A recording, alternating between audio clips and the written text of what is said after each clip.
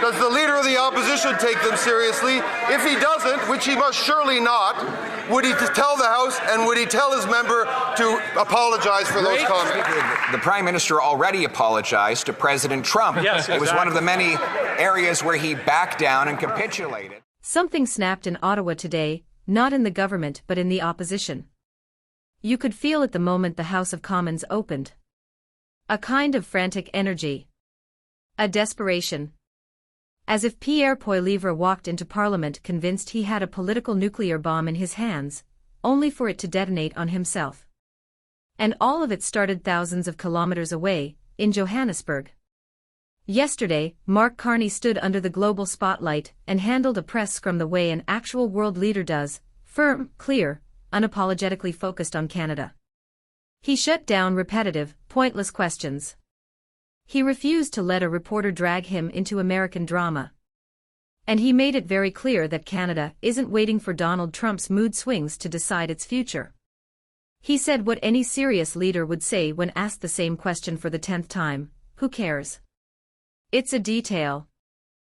Before moving forward, do subscribe for Parliament updates. The Prime Minister claimed during the last election that the U.S. tariffs were an existential crisis, and I quote, requiring that he immediately be elected to, quote, negotiate a win and get a deal by July 21st. Well, a few days ago, he was asked about the state of those negotiations, and he said there are no issues of importance to discuss. In fact, he said, who cares? Mr. Speaker, we care. We care about the workers who've lost their jobs and don't have paychecks to make their mortgage payments. Why doesn't he care? Within hours, the clip was everywhere because it exposed something nobody wants to admit. Carney isn't intimidated by Trump. He isn't orbiting Washington the way past leaders have. He's driving Canada's agenda, not waiting to be summoned. But then came Poilievre. And this is where everything went off the rails. Today, he strutted into Parliament absolutely convinced he had a viral takedown ready to go. You could see it in his posture, in the way he gripped his notes, in the little dramatic pauses. He twisted Carney's "who cares" comment into a personal attack on Canadian workers, pretending Carney was dismissing families affected by tariffs, even though the entire country already saw the actual clip. Everyone knew who Carney was talking about. He was dismissing childish, low-value questions, not Canadians. But Poilievre ignored all that. He repeated the line again and again, performing for social media clips instead of debating reality. These mega claims came in the wake of the member for Calgary Midnapore questioning the Prime Minister's loyalty to Canada. I think we can all agree that those are comments that no Canadian can take seriously. My question is, does the Leader of the Opposition take them seriously? If he doesn't, which he must surely not, would he tell the House and would he tell his member to apologize for those comments? To him, this wasn't Parliament. It was a content farm. A stage. A chance to go viral. And then came the moment he wasn't ready for. Carney's team stood up, calm, confident, and absolutely loaded with receipts. The first blow landed when Carney's own words were replayed in the House, passing a budget designed to catalyze $1 trillion in investment, launching new trade agreements, securing unprecedented global investment. He explained clearly that Canada engages with countries without endorsing all of their policies. He explained that conversations with Trump happen when necessary, not when a journalist pretends it's urgent. And suddenly, Poilievre's whole narrative cracked in half. But he kept going. He pushed harder. He escalated. He turned up the theatrics, repeating "who cares" like a punchline he practiced in the mirror. He accused the government of breaking promises, failing on tariffs, backing down to Trump, and rewarding friends like Brookfield. He painted a picture of small towns emptied out, workers losing jobs, industries collapsing, and insisted the Prime Minister's response was simply, "Who cares?" And then Dominic LeBlanc stood. Everything changed in seconds. LeBlanc didn't match the theatrics. He didn't raise his voice. He didn't gesture wildly. He did something far more devastating. He calmly dismantled the entire thing. One sentence and the air left the opposition benches. Repeating the same line over and over does not make it true. From there, LeBlanc cut through Poilievre's performance with brutal precision. He reminded the House that the government was elected to defend Canadian workers, and that this is exactly what they were doing. In the budget Poilievre voted against, in the supports he opposed, in the protections he refused to support. In seconds, the attack flipped back onto the attacker. But the knockout blow wasn't LeBlanc. It was François-Philippe Champagne. He rose with a smile, scanned the room, and delivered a line that instantly shifted the mood. "It's only Monday, look at how excited they are." Laughter erupted. The tension evaporated. And with humor, Champagne took control. Then came the receipts: Regina, Winnipeg, Moose Jaw, housing projects, military investments, clean tech expansions, infrastructure rebuilding. Billions flowing into real communities across Canada. While Poilievre was trying to build a headline, the government was building the country. And by the end of Champagne's answer, it wasn't just a rebuttal. It was a political reversal. Poilievre tried to roast Carney. Instead, Carney's team roasted him. Because here's what Canadians actually saw. Carney leading abroad. The press trying to stir drama. Poilievre twisting a single line into a scandal. LeBlanc and Champagne calmly tearing down the spin. And when it was all over, the contrast was unmistakable.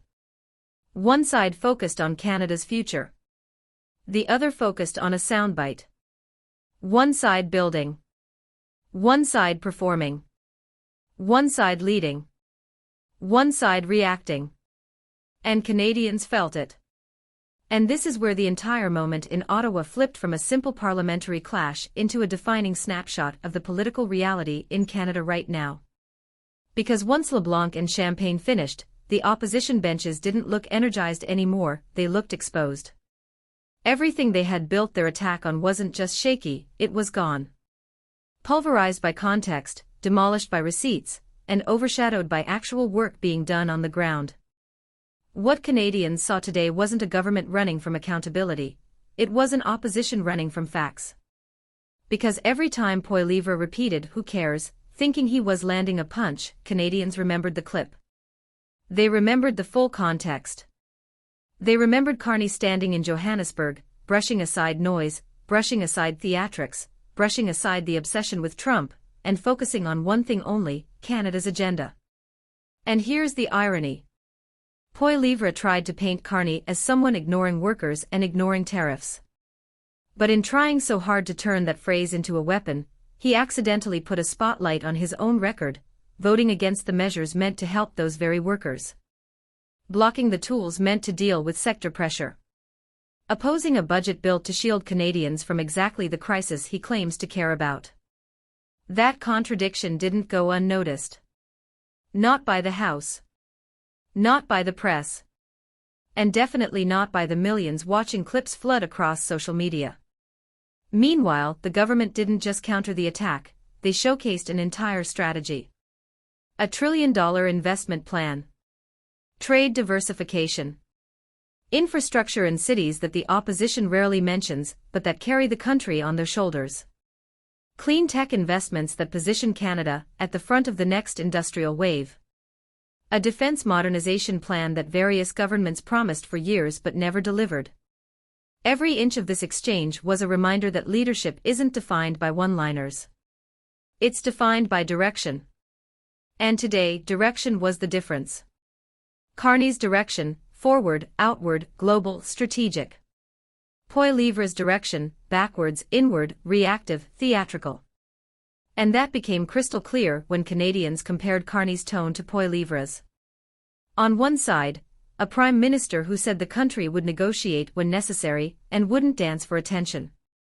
On the other, an opposition leader who built an entire attack around a fragment of a sentence he hoped nobody would bother checking. It didn't work. Because Canadians aren't living in 2010. They check context. They rewatch clips.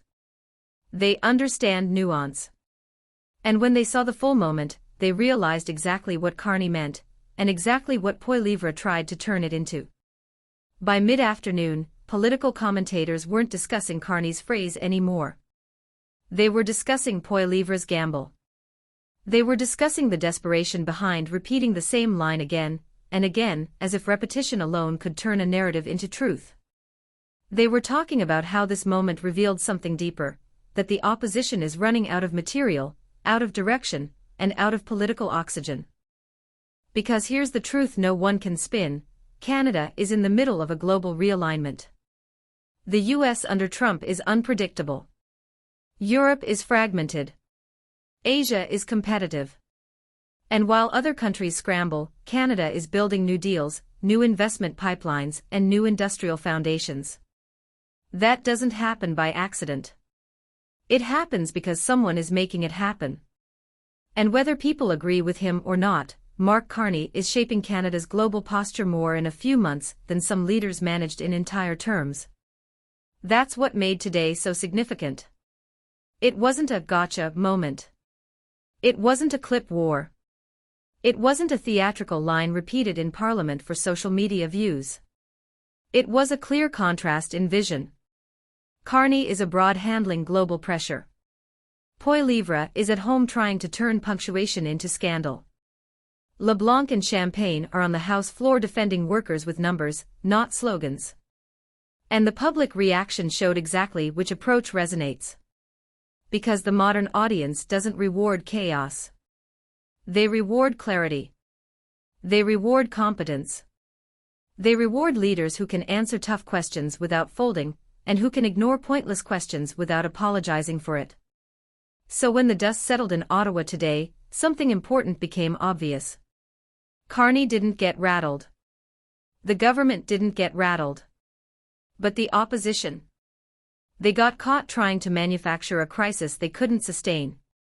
And what came out of that collapse was something bigger, a realization that Canada's story is shifting. That the political center of gravity is changing. That global leadership, economic strategy, and national confidence are beginning to outweigh sound bites and theatrics. That's why today mattered. Because while one man repeated "who cares," hoping it would stick, millions of Canadians answered the question for him, not with words but with their reaction. They care. They care about leadership that moves the country forward. They care about policies rooted in reality, not performance. They care about a government that can take a hit, show the receipts, and keep building. And most importantly, they care about facts over noise.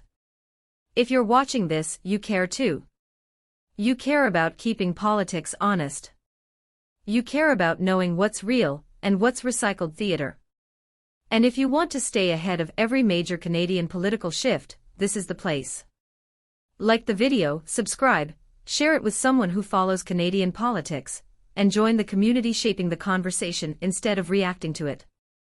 This story isn't slowing down. And neither should you. Canada debates.